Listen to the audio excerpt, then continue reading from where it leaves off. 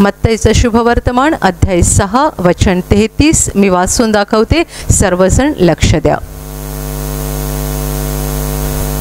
तर तुम्ही पहिल्याने त्याचे राज्य व त्याचे नीतिमत्व मिळविण्यास झटा, म्हणजे त्यांच्याबरोबर याही सर्व गोष्टी तुम्हाला मिळतील. Hallelujah, hallelujah, hallelujah, hallelujah, hallelujah. माझ्या प्रिय बंधू भगिनींनो, प्रभू येशू ख्रिस्त आपल्याला सांगत आहे की तुम्ही पहिल्याने त्याचं राज्य म्हणजे देवाचं राज्य आणि देवाचं नीतिमत्व मिळवण्यासाठी झटा, म्हणजे त्यांच्याबरोबर याही सर्व गोष्टी तुम्हाला दिल्या जातील. हालेलुया.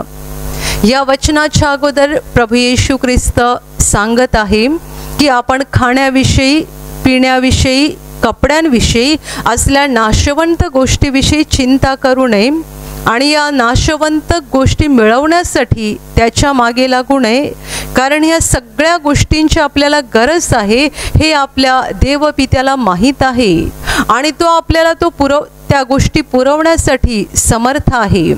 आणि हे सगळं समजावून देत असताना तो हे महत्त्वाचं वचन सांगत आहे की तुम्ही पहिल्याने देवाचं राज्य आणि देवाचं नीतिमत्व मिळवण्यासाठी झटा, म्हणजे प्रयत्न करा, कसून प्रयत्न करा, म्हणजे त्यांच्याबरोबर याही सर्व गोष्टी म्हणजे तुमच्या खाण्यापिण्यासाठी, तुमच्या कपड्यांविषयीच्या गरजा आणि इतर सगळ्या गरजा देव स्वतः पूर्ण करेल. Hallelujah, hallelujah, hallelujah. माझ्या प्रिय बंधू भगिनींनो, फार महत्त्वाची अशी ही प्रभू येशूची शिकवण आहे. आपण देवाचं राज्य आणि देवाचं नीतिमत्व म्हणजे त्याची धार्मिकता मिळवण्यासाठी झटलं पाहिजे, प्रयत्न केले पाहिजेत, मेहनत केली पाहिजे. देवाचं राज्य मिळवायला आणि देवाची धार्मिकता, देवाचं नीतिमत्व मिळवण्यासाठी आपण प्रयत्न करावेत असं प्रभू येशू आपल्याला सांगत आहे. त्याने झटा असा शब्द वापरलेला आहे, म्हणजे आपण खूप जास्त मेहनत या गोष्टी मिळवण्यासाठी केली पाहिजे. पण खरं म्हणजे झटणं हा शब्द जो काही आपल्या शब्दकोशात आहे तो वेगळ्या अर्थाने आहे. जगातला प्रत्येक माणूस झटतो, जगातला प्रत्येक माणूस प्रयत्न करतो आणि तुम्ही आणि मी आपण सगळेच रोज कशानं कशासाठी तरी झटतो, कशानं कशासाठी तरी प्रयत्न करतो. परंतु आपलं झटणं आणि आपले सारे प्रयत्न, आपली सगळी काही मेहनत ही कशासाठी आहे? आपलं झटणं कशासाठी आहे आणि प्रभू आपल्याला कशासाठी झटायला सांगत आहे? आपलं घाम गाळणं, आपले प्रयत्न आणि आपली मेहनत ही कशासाठी आहे आणि प्रभू आपल्याला कशासाठी घाम गाळायला सांगत आहे, कशासाठी मेहनत घ्यायला सांगत आहे, कशासाठी प्रयत्न करायला सांगत आहे? माझ्या प्रिय बंधू भगिनींनो, प्रभूने सांगितलेल्या दोन्ही गोष्टी या आपल्या आत्म्यासाठी आहेत. देवाचं राज्य आणि देवाचं नीतिमत्व हे आपल्याला प्राप्त झालं पाहिजे. आपण पण झटतो, जगातला प्रत्येक माणूस झटतो आणि प्रयत्न करतो, आत्म्याच्या गोष्टींसाठी नाही तर देहाच्या गोष्टीसाठी, शरीराच्या गोष्टीसाठी. झटणं सगळ्यांनाच माहिती आहे, परंतु आत्म्यासाठी झटणं हे मात्र लोकांना मुळीच माहिती नाही आहे. एखादा मुलगा 10वीला असेल किंवा 12वीला असेल तर अगदी वर्षाच्या सुरुवातीपासून त्याचे आईवडील त्याला सांगतात, बघ हे तुझं महत्त्वाचं वर्ष आहे, या वर्षी मेहनत कर, कारण ह्याच्यावर तुझं पुढचं भवितव्य अवलंबून आहे. तुला 10वीला किती टक्के मिळणार आहेत किंवा 12वीला किती टक्के मिळणार आहेत याच्यावर तुझं पुढचं भवितव्य अवलंबून आहे. म्हणून या वर्षात तुला मेहनत घेतली पाहिजे, या वर्षी तुला प्रयत्न केले पाहिजेत, या वर्षी टी व्ही बघायचा नाही, या वर्षी झोपा काढायच्या नाहीत, या वर्षी मित्रांबरोबर फिरायचं नाही, तर काय करायचं? अभ्यास आणि फक्त अभ्यास करायचा आहे. एवढं एक वर्ष महत्त्वाचं आहे आणि त्यासाठी मात्र तुला मेहनत घेतली पाहिजे. आई वडील वर्षाच्या सुरुवातीपासून मुलाच्या कानात हे शब्द बोलतात आणि फक्त बोलत नाहीत, ते स्वतः लक्ष घालतात. मुलगा जर हातामध्ये अभ्यासाचं पुस्तक घेऊन झोपला असेल तर आई त्याला गदा हलवून जागं करते, उठ अभ्यास कर. मुलगा जर टीव्ही समोर बसला असेल तर वडील ओरडतात, टीव्ही बंद कर, तुझं 10वीचं वर्ष आहे ना, तुला अभ्यास केला पाहिजे, या वर्षी तुला चांगले टक्के मिळाले पाहिजेत. मुलगा जर रात्री लवकर झोपला तर आई वडील त्याला जागं करतात, पहाटे लवकर उठवतात. कशासाठी? हे वर्ष महत्त्वाचं आहे. या वर्षी जर तू चांगला अभ्यास केला आणि चांगले टक्के काढले तर त्यावर तुझं पुढचं भवितव्य अवलंबून आहे, जे चांगलं घडेल. आणि या वर्षी जर नापास झालास किंवा कमी टक्के मिळाले तर मात्र पुढे तुझं काही खरं नाही आहे. माझ्या प्रिय बंधू भगिनींनो, हे झालं झटणं, हे झाले प्रयत्न, ही झाली मेहनत. कशासाठी? परीक्षेमध्ये चांगले गुण मिळावेत. म्हणजे काय होईल? म्हणजे मुलाला अजून पुढचं काहीतरी चांगलं शिक्षण घेता येईल. म्हणजे काय होईल? म्हणजे त्याला चांगली नोकरी मिळेल. म्हणजे काय होईल? त्याला चांगला पगार मिळेल. म्हणजे शेवटी पैशासाठी. आणि पैसा कशासाठी? शरीरासाठी. आत्म्यासाठी झटणं कुठे आहे? तुमच्यापैकी जे ऑफिसमध्ये कंपनीमध्ये कामाला जातात, तुम्हाला जर सकाळी 9ला ऑफिसमध्ये पोहोचायचं असेल, तुमची 9ची ड्युटी असेल, तर तुम्ही किती बरे धावपळ करता आणि किती बरे मेहनत घेऊन तुम्ही 9ला तुमच्या ऑफिसमध्ये किंवा कंपनीमध्ये पोहोचताच. कारण तुम्हाला माहीत आहे की 9चे 9 5 झाले तर तुमचा लेट मार्क लागेल आणि तुमचा पगार कापला जाईल. म्हणून 9ला 5 मिनिटं अगोदर असताना पोहोचलं पाहिजे, 9:05ला पोहोचता कामा नये. आणि म्हणून तुम्ही किती धावपळ करता आणि वेळेवर पोहोचत होतो. किती वर्षे? 1 वर्ष नाही, किती वर्ष ही मेहनत घेतो. कशासाठी?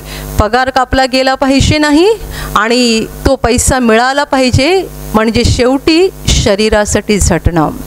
तुम्ही विचार करा, आपण आयुष्यात खूप झटतो आणि खूप लोक मोठ्या अभिमानाने सांगतात की आम्ही आयुष्यात खूप मेहनत घेतली, आम्ही आयुष्यात खूप परिश्रम केले, खूप काही झटलो. पण तुमचं हे झटणं, तुमचे परिश्रम आणि तुमची मेहनत कशासाठी होती? एखादा माणूस रिटायर्ड झाला की त्याचा सत्कार होतो आणि त्या सत्कार समारंभात तो म्हणतो की एवढी वर्षे मी झटलो. कशासाठी झटलात? या जगातला प्रत्येक मनुष्य झटतो, प्रत्येक मनुष्य प्रयत्न करतो आणि प्रत्येक मनुष्य घाम गाळतो शरीरासाठी. प्रभू येशू ख्रिस्त देवपुत्र या जगाच्या अगदी विरुद्ध आपल्याला काहीतरी शिकवण्यासाठी जगात आला. त्याने जे काही शिकवलं जगाच्या नेमकं उलटं होतं. म्हणून येशूच्या शिकवणीप्रमाणे चालणं म्हणजे प्रवाहाच्या विरुद्ध दिशेला प्रवास करणं. प्रवाह ज्या दिशेने वाहतोय त्या दिशेला पोहणं सोपं असतं, पण प्रवाह ज्या दिशेला वाहतोय त्याच्या उलट्या दिशेला पोहायला फार प्रचंड ताकद लागते. आणि प्रभू येशूने त्याच्यावर विश्वास ठेवणाऱ्या सगळ्यांना प्रवाहाच्या विरुद्ध दिशेला पोहायला शिकवलं. जग झटतं शरीरासाठी, जग मेहनत घेतं शरीरासाठी. आणि आमचं शरीर ते काय आहे हो? हे शरीर थकतं, हे शरीर आजारी होतं, हे शरीर दुबळं होतं, हे शरीर म्हातारं बनतं आणि हे शरीर शेवटी मातीत जाऊन मिसळतं. आत्म्यासाठी कुठे झटलात? खरं म्हणजे माणसं आपल्या आयुष्यामध्ये शरीरासाठी जे काही झटतात, शरीरासाठी जी काही मेहनत घेतात, त्यातली 10% मेहनत जरी त्यांनी आत्म्यासाठी घेतली असती तर निश्चित आज जगाचं चित्र वेगळं असतं, मानवी जीवनाचं चित्र वेगळं असतं. आम्ही आमच्या संपूर्ण आयुष्यात कोणी 60 वर्षे जगला, कोणी 80 वर्षे जगला, पण या संपूर्ण आयुष्यामध्ये आम्ही जी काही मेहनत घेतली सगळे आमच्या शरीरासाठी होती. आमचं झटणं, आमचे प्रयत्न, आमची भांडणं, आमची सगळी काटकसर शरीरासाठी होती. आणि या सगळ्यापैकी आम्ही जर एक 10% श्रम जरी आत्म्यासाठी घेतले असते तर निश्चितपणे आत्म्याची अवस्था वेगळी असती आणि पर्यायाने संपूर्ण जगाची स्थिती पण वेगळी असती. म्हणून प्रभू म्हणतोय, झटा कशासाठी? त्याचं राज्य आणि त्याचं नीतिमत्व मिळवायला झटा. Hallelujah, hallelujah, hallelujah. अविश्वासणारे लोक, देवाला न मानणारे लोक, देवाला न ओळखणारे लोक आणि देव जणू या जगात आहेच नाही म्हणून आपल्याला सगळं काही बघितलं पाहिजे, आपल्याला सगळं काही केलं पाहिजे, या अविश्वासाने चालणारे लोक आपण मुळीच नाही आहोत. म्हणून येशू म्हणतोय की तुम्ही त्या परराष्ट्रीय लोकांसारखी होऊ नका जे देवाला मुळी ओळखतच नाहीयेत. आपण अनाथ नाही आहोत, तर आपला काळजी करणारा कुणीतरी आहे, आपल्यावर प्रेम करणारा कुणीतरी आहे, आपल्या गरजा भागवणारा कुणीतरी आहे, आपला सांभाळ करणारा कुणीतरी आहे. हे ज्या लोकांना माहिती नाहीये ते लोक स्वतः चिंतेमध्ये दबून गेलेले आहेत, चिंतेच्या ओझ्याखाली दबून गेलेले आहेत. ज्यांनी प्रभू येशूच्या द्वारे देवाला ओळखलेलं आहे, ज्यांना तारणाचा मार्ग समजलेला आहे आणि जे प्रकाशात आलेले आहेत, त्यांनी अशा अविश्वासणाऱ्या परराष्ट्रीयांसारखं वागण्याची गरज नाही आहे. आपल्याला माहिती आहे आपला बाप जिवंत आहे, तो आपला बाप आहे, तो आपल्यावर प्रेम करतो, त्याला आपली काळजी आहे, तो आपल्या गरजा पुरवणार, तो आपल्या इच्छेप्रमाणे आपल्याला देणार, तो आपल्याला जे काही आवश्यक आहे सगळं काही देणार. आपली मेहनत, आपले प्रयत्न आणि आपले परिश्रम त्याचं राज्य मिळवायला आणि त्याचं नीतिमत्व मिळवायला असले पाहिजे. देवाचं नीतिमत्व मिळवणं म्हणजे प्रभू येशूचं नीतिमत्व, म्हणजेच त्याच्यासारखं आपणही बनणं. तो जसा प्रेमळ होता तसे आपण प्रेमळ बनायला पाहिजेत. तो जसा दयाळू होता आपण दयाळू व्हायला पाहिजेत. प्रभू येशू स्वतः म्हणाला की जसा तुमचा स्वर्गातला बाप दयाळू आहे तसे तुम्ही दयाळू बना. जसा तुमचा स्वर्गातला बाप परिपूर्ण आहे तसे तुम्ही परिपूर्ण बना. आम्हाला देवाचं नीतिमत्व प्राप्त झालं पाहिजे. आम्ही जर त्याची मुलं आहोत आणि तो जर आमचा बाप आहे तर आम्ही त्याच्यासारखे बनायला पाहिजेत. आम्ही देवासारखे बनायला प्रयत्न करत आहोत का हो? आम्ही स्वतःला प्रेमळ, नम्र, सहनशील, शांत म्हणजे जसा देवाचा स्वभाव आहे तसा आमचा स्वभाव बनावा असं आम्ही स्वतःला बनवण्याचा प्रयत्न करत आहोत का? आम्ही परिश्रम जरूर करतो, मेहनत जरूर करतो, पण ती शरीरासाठी करतो, आत्म्यासाठी मात्र करत नाही. Hallelujah, hallelujah. माझ्या प्रिय बंधू भगिनींनो, देवाला प्राप्त करण्यासाठी, देवाचं राज्य म्हणजे स्वर्ग मिळवण्यासाठी, देवाचं राज्य म्हणजे त्याच्या स्वर्गातले आशीर्वाद मिळवण्यासाठी आणि देवाचं नीतिमत्व म्हणजे देवासारखं स्वतःला बनवण्यासाठी, प्रेमळ, नम्र, पवित्र, सहनशील, शांत असं स्वतःला बनवण्यासाठी आपल्यापैकी प्रत्येकाला झटण्याची गरज आहे, मेहनत करण्याची गरज आहे असं प्रभू येशू सांगत आहे. मी तुम्हाला सांगितलं की तुमचा मुलगा जर SSCला असेल तर तुम्ही डोळ्यात तेल घालून त्याच्यावर लक्ष ठेवता. त्याने व्यवस्थित अभ्यास करावा म्हणून तो हातात अभ्यासाचं पुस्तक घेऊन डुलक्या घेतोय की खरोखर अभ्यास करतोय यावर तुम्ही लक्ष देता. ही झाली शरीराची गोष्ट.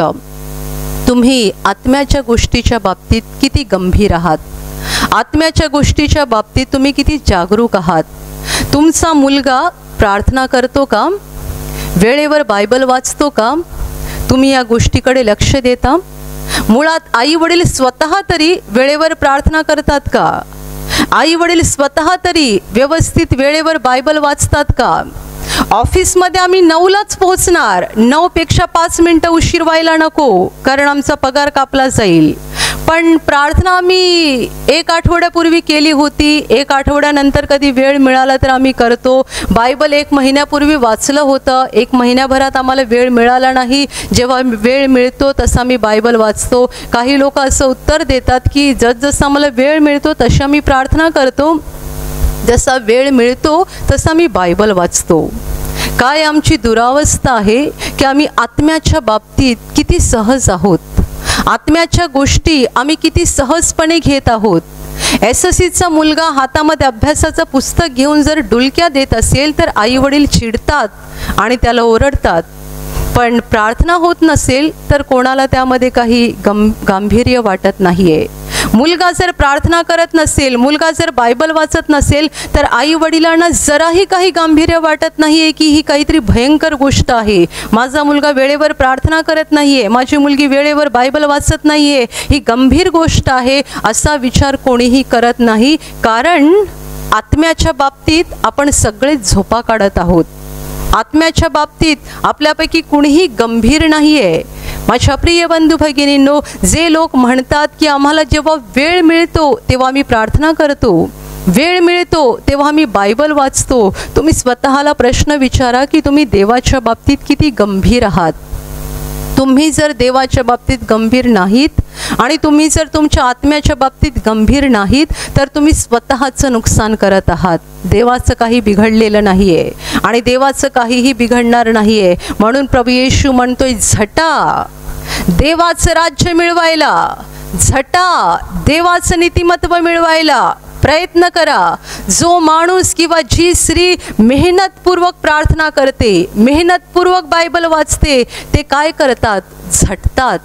तुम्ही अशा एखाद्या घरामध्ये राहताय की तुमची छोटीशी खोली आहे आणि त्यामध्ये तुमचं मोठं कुटुंब राहतंय, तुम्हाला पूर्ण दिवसामध्ये प्रार्थनेसाठी शांत वेळ मिळत नाहीये, बायबल वाचण्यासाठी शांत वेळ मिळत नाहीये, दिवसभर तुम्हाला खूप कामं करावी लागतात आणि घरामध्ये जराही शांतीचं वातावरण नसल्यामुळे तुम्हाला एक 15 मिनिटं किंवा अर्धा तास पण शांतीने प्रार्थना करता येत नसेल. अशा घरात जर तुम्ही राहत असाल आणि तुम्ही दिवसभर सगळी कामं झाल्यानंतर जेव्हा घरातले सगळे लोक झोपतात त्यावेळेला तुम्ही जर उठून बसता आणि एक अर्धा तास किंवा 1 तास नित्यनेमाने जर प्रार्थना करत असाल तर मी तुम्हाला सांगते, तुम्ही झटत आहात. तुम्ही येशूच्या या वचनाप्रमाणे मेहनत घेत आहात. दिवसभर तुम्ही घरात प्रार्थना करू शकत नाही कारण तुमच्या घरात तसं वातावरण नाही आहे की तुम्ही शांतीने अर्धा तास देवासमोर घालवू शकाल. परंतु संपूर्ण दिवस भरल्यानंतर जेव्हा रात्री घरातले सगळे झोपी जातात, एकतर त्यावेळेला बसून किंवा पहाटे सगळे उठायच्या अगोदर 1 तासभर अगोदर उठून तुम्ही जर शांतपणे प्रार्थना करताय, अगदी नित्यनेमाने तुम्ही देवासमोर वेळ घालवताय, तर मी तुम्हाला सांगते की तुम्ही आत्म्यासाठी झटत आहात. येशूच्या वचनाप्रमाणे तुम्ही देवाचं राज्य आणि देवाचं नीतिमत्व मिळवण्यासाठी झटत आहात. पण आपल्याकडे निमित्त फार आहेत. खूप लोकांकडे निमित्त आहेत. माझ्या घरी प्रार्थनेसाठी तसं वातावरण नाही आहे. कोणी म्हणतं मला माझ्या कामाधंद्यातून वेळ मिळत नाही आहे. एखादी गृहिणी असते जी दिवसभर घरातच असते, तीसुद्धा म्हणते की मला वेळ मिळत नाही. दिवसभर कपडे धुणं, भांडी घासणं, स्वयंपाक करणं या सगळ्यामध्ये एवढा वेळ जातो की अर्धा ताससुद्धा देवासमोर बसायला वेळ मिळत नाही. माझ्या प्रिय बंधू भगिनींनो, आम्ही आत्म्यासाठी कुठे झटत आहोत? आत्म्यासाठी कुठे मेहनत घेत आहोत? शरीराच्या गरजा आल्या की त्यासाठी आम्ही काहीही किंमत मोजायला तयार असतो. शरीराच्या गरजा आल्या की त्यासाठी आम्ही काहीही करायला तयार असतो. पण जेव्हा आत्म्याची गोष्ट येते तेव्हा आम्ही म्हणतो, जर ते आपोआप झालं तर ठीक आहे, सहजासहजी झालं तर ठीक आहे, पण आम्ही त्यासाठी मेहनत मात्र करायला तयार नसतो. Hallelujah, hallelujah, hallelujah. आणि म्हणून बायबलमध्ये प्रभू येशूने जे काही चमत्कार केले, त्या चमत्काराच्या ज्या काही घटना लिहिलेल्या आहेत, त्यातील काही घटना अतिशय महत्त्वाच्या आहेत की लोकांनी प्रभूजवळ पोहोचण्यासाठी कशी मेहनत घेतली. आज तशा रीतीने लोक मेहनत घेत आहेत का? आपण जक्कयाची घटना बघतो की ह्या माणसाला प्रभू येशूला बघायचं होतं आणि प्रभूला पाहण्यासाठी त्याने काय केलं? तो झटला, त्याने मेहनत घेतली. प्रभू येशू जेव्हा त्याच्या नगरामध्ये आला तेव्हा तो येशूला बघू शकत नव्हता कारण येशूच्या बाजूला गर्दी होती आणि हा जक्कय ठेंगणा होता. पण त्याच्या हृदयात ओढ होती, तळमळ होती, तीव्र इच्छा होती, मला प्रभू येशूला बघायचं आहे. आजच मला बघायचं आहे प्रभू येशूला. तो मला दिसत नाहीये कारण त्याच्या बाजूला गर्दी आहे. मी इतका ठेंगणा आहे की त्या गर्दीमध्ये प्रभू कुठे आहे मला दिसत नाहीये, तरी मला बघायचं आहे त्याला. तरी मला त्याला पाहायचंच आहे. आणि प्रभू येशू ज्या रस्त्यावरून जात होता त्या रस्त्यावर पुढे असलेल्या उंबराच्या झाडावर जाऊन जक्कई लहान मुलासारखा त्या झाडावर चढून बसतो. कशासाठी? प्रभूला पाहण्यासाठी, फक्त प्रभूला पाहण्यासाठी. आणि म्हणून जेव्हा प्रभू येशू ख्रिस्त सगळ्या गर्दीसह त्या झाडाजवळ येऊन पोहोचतो तेव्हा त्याची पावलं पुढे जात नाहीत. तो थांबतो आणि थांबून सरळ वर झाडाकडे बघून तो जक्कयाला सांगतोय, जक्कया त्वरा करून खाली ये, लवकर खाली ये, कारण आज मला तुझ्या घरी यायचं आहे. जे देवाला शोधण्यासाठी, देवाला मिळवण्यासाठी झटतात त्यांच्यावर देव प्रसन्न होतो. म्हणून इब्री लोकासपत्रात म्हटलेलं आहे की जे त्याचा शोध झटून घेतात त्यांना तो प्रतिफळ देणार आहे. झटून, बायबलमध्ये खूप वेळा हा शब्द वापरलेला आहे. देवाला झटून शोधा, प्रयत्नपूर्वक शोधा, मेहनत करा. देवाला मिळवण्यासाठी, देवाचं राज्य मिळवण्यासाठी मेहनत घ्या. ते तुमच्या पायाजवळ आपोआप येईल, त्यासाठी वाट बघू नका. काही लोक म्हणतात देव असेल जिवंत आणि देवाला मला बरं करायचं असेल तर तो कधी मला बरं करील. देव जिवंत असेल आणि त्याला मला बरं करायचं असेल, माझ्या घरी येऊन तो मला बरं करील. अशा लोकांना देवाकडून काहीही लाभत नाही. जक्कई श्रीमंत मनुष्य होता आणि फक्त प्रभूला पाहण्यासाठी अगदी लहान मुलासारखा तो झाडावर चढून बसला. आणि म्हणून प्रभू येशू म्हणाला, आज मला तुझ्या घरी यायचं आहे. येशूच्या बाजूला प्रचंड गर्दी होती, हजारो लोक त्या गर्दीमध्ये होते, पण प्रभूने कुणालाच नाही सांगितलं की आज मला तुझ्या घरी यायचं आहे. हा जक्कई जो जगाच्या नजरेला पापी होता, कारण तो जकातदार होता आणि जकातीच्या नाक्यावर बसून लुटणं हेच काम त्याने आयुष्यभर केलेलं होतं. पण या पापी माणसाला प्रभू येशू म्हणतोय, आज मला तुझ्या घरी यायचं आहे. जक्कयाच्या घरी पोहोचल्यानंतर जक्कई उभा राहिला आणि प्रभू येशूला म्हणतोय, प्रभूजी पहा, मी माझं अर्धद्रव्य गरिबांना देतो आणि ज्यांच्याकडून मी अन्यायाने घेतलेलं आहे, लुबाडून घेतलेलं आहे, त्यांना मी चौपट परत करतो.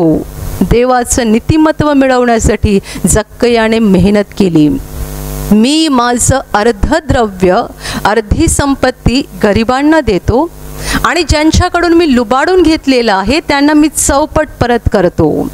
म्हणून येशू लगेच म्हणाला, आज या घराला तारण प्राप्त झालेलं आहे, कारण हाही अब्राहमाचा मुलगा आहे. माझ्या प्रिय बंधू भगिनींनो, जे देवाला झटून शोधतात त्यांच्यावर देव प्रसन्न होतो.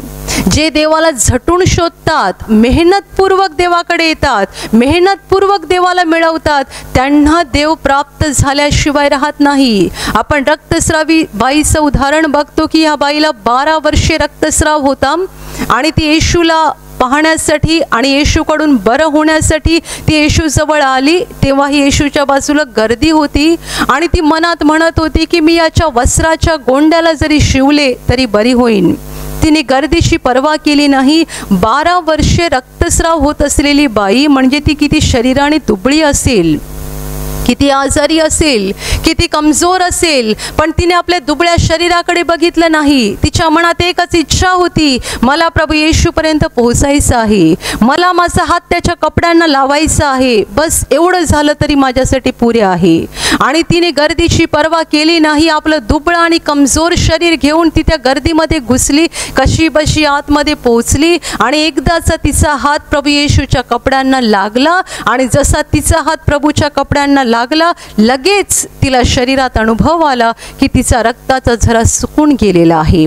आणि प्रभूनेही ओळखलं की त्याच्यातून सामर्थ्य निघालं. जे देवाला झटून शोधतात त्या प्रत्येकाला देव सापडतो.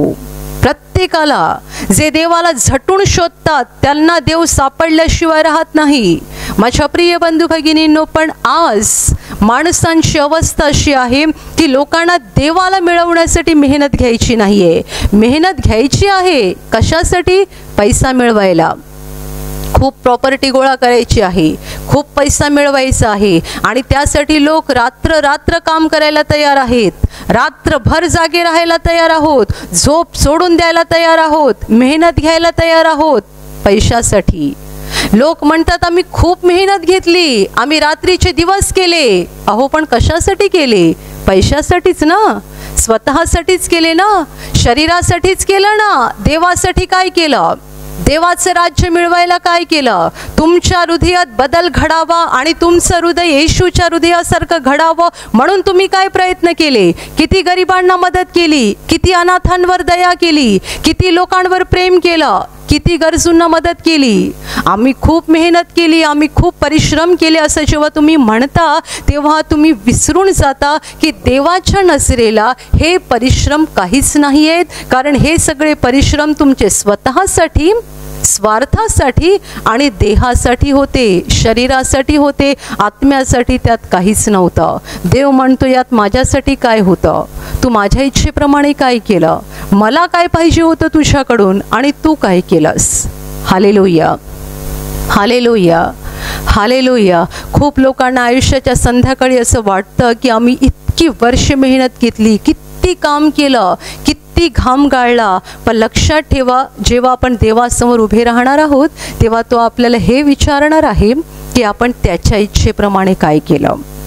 किती घाम गाळला, किती तास कंपनीत काम केलं, किती तास शेतामध्ये काम केलं, काय काय केलं, या गोष्टी देव विचारणार नाहीये. आपण या पृथ्वीवर असताना देवाच्या इच्छेप्रमाणे किती वागलो आणि देवासाठी काय केलं ते आपल्याला विचारलं जाणार आहे. बाकी या सगळ्या गोष्टी, तुम्ही पैसा, संपत्ती, घर, गाडी, बंगला मिळवायला जे काही केलं त्यातल्या कोणत्याही गोष्टीकडे देव लक्ष देणार नाही. कारण या सगळ्या गोष्टी देवासाठी क्षुल्लक आहेत.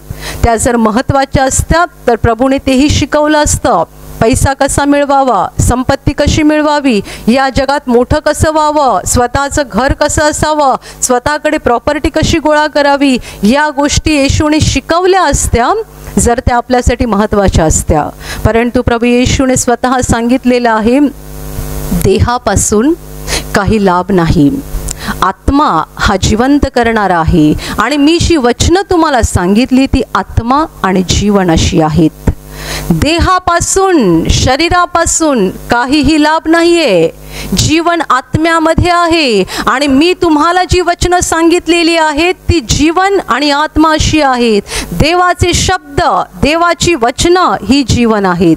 आम्ही देवाचे शब्द आमच्या जीवनातून बाजूला केलेले आहेत आणि आम्ही व्यर्थ मेहनत घेतोय, व्यर्थ झटतोय, व्यर्थ घाम गाळतोय आणि आम्हाला कळत नाहीये की आमच्या घाम गाळण्याचा आम्हाला भविष्यात काहीही उपयोग होणार नाहीये.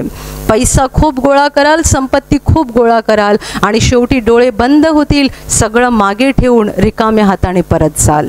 Hallelujah, hallelujah, hallelujah. माझ्या प्रिय बंधू भगिनींनो, एकाच गोष्टीसाठी मेहनत करा की आपल्याला आपल्या जीवनाद्वारे देवाला प्रसन्न करता आलं पाहिजे. एकाच गोष्टीसाठी झटा की आपलं जीवन देवाच्या इच्छेप्रमाणे असलं पाहिजे. तो माझ्यावर खुश झाला पाहिजे. ह्याला काय वाटेल आणि त्याला काय वाटेल, हे काय बोलतील आणि ते काय बोलतील यांचा विचार करू नका. माझे नातेवाईक काय बोलतील आणि शेजारी काय बोलतील, समाज काय बोलेल त्याचा विचार करू नका. ज्याने मला या जगात जन्म दिलेला आहे आणि जो मला स्वर्गात घेऊ शकतो त्या देवाला काय वाटेल याचा विचार करा. त्याच्या इच्छा पूर्ण करा. त्याच्या इच्छेप्रमाणे स्वतःच्या हृदयामध्ये बदल करा. त्याच्या इच्छेप्रमाणे मेहनत घ्या. त्याच्या इच्छेप्रमाणे घाम गाळा.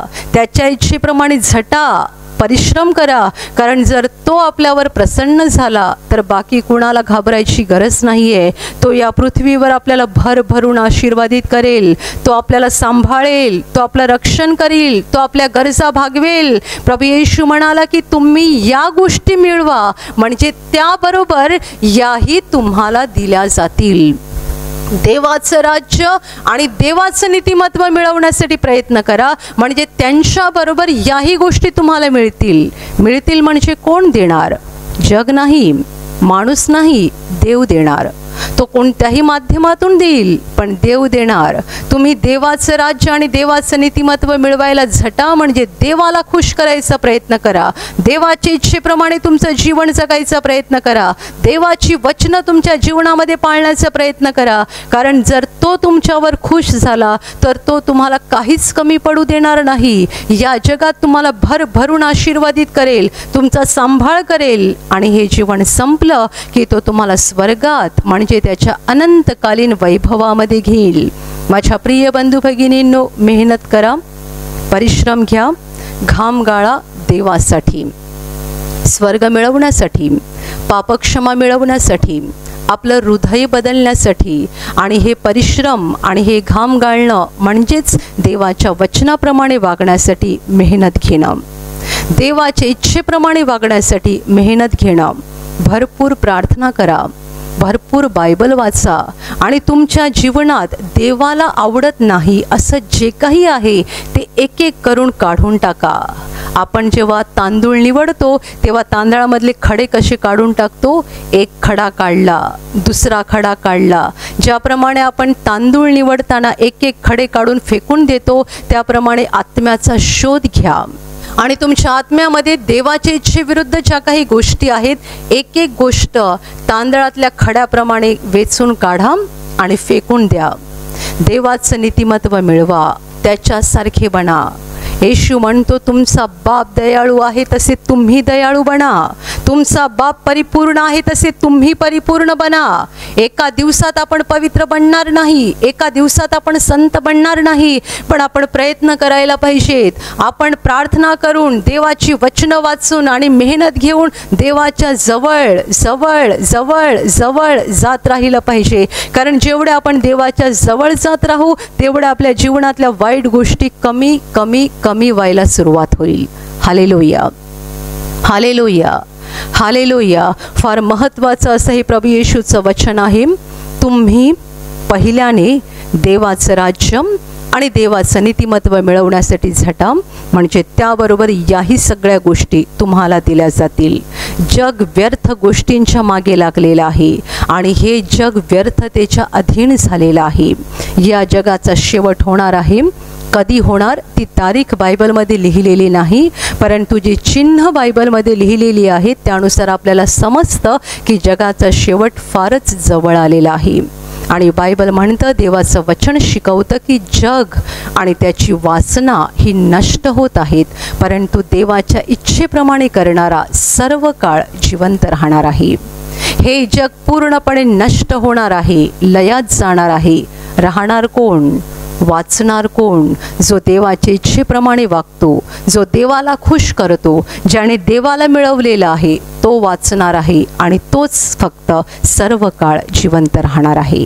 Hallelujah, hallelujah, hallelujah, hallelujah.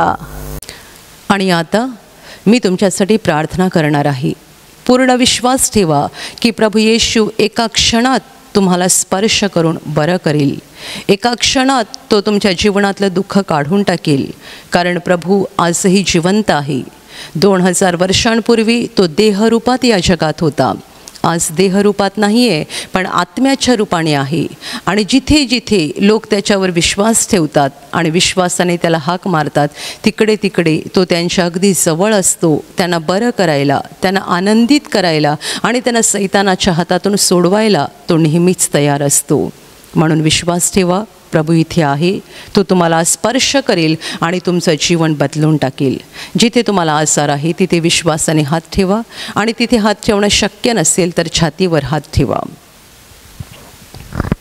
प्रभू येशूच्या नावाने या क्षणाला तुमच्या शरीरातले सगळे आजार नष्ट होत, प्रभू येशूच्या नावाने तुमच्या जीवनातील सगळी दुःख निघून जावोत. सैतानाची सर्व कामं तुमच्या घरातून आणि तुमच्या कुटुंबातून प्रभू येशूच्या नावाने पूर्णपणे नष्ट होत. सर्व शुद्धात्म्यांनो, प्रभू येशूच्या नावाने मी तुम्हाला आज्ञा देत आहे, या क्षणाला यांना सोडून निघून जा आणि पुन्हा त्यांच्यात शिरू नका. प्रभूचं महान सामर्थ्य तुमच्यावर येऊ. पवित्र आत्मा तुमच्यावर येऊ. पवित्र आत्म्याचा आनंद तुमच्या जीवनात येऊ. पवित्र आत्म्याची शांती तुमच्या हृदयात येऊ आणि तुमचं जीवन स्वर्गीय प्रकाशाने भरून जावो. आमीन.